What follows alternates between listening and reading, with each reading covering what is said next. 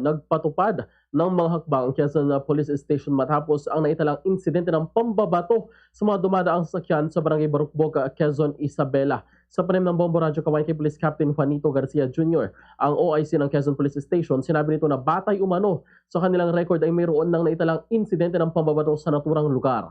Agad niyang nakipag-ugnay ng pulisya sa mga opisyal ng Barangay Barukbog at nagtakda ng pagpupulong upang matukoy ang mga posibleng sangkot dito. Lumalabas umano ng mga menor de edad ang ilan sa mga nasasakot, kaya nais din niyang makausap ang mga ito upang malaman ang buong pangyayari.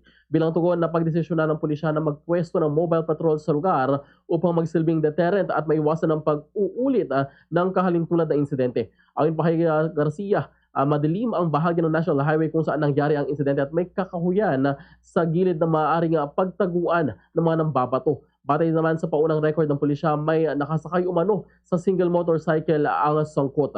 Sa naturang insidente na naganap dahil alas 12:45 na madaling araw nitong 29 ng Hulyo, nakasalubong umano ng mga sospek ang isang puting Isuzu Elf. Posibleng nasilaw umano sila sa ilaw ng pagsasakyan kaya ito nabinato. Nabasag ang windshield ng Isuzu Elf at nasugatan din ang driver nito at hindi naman nasaktan ang dalawang sakay.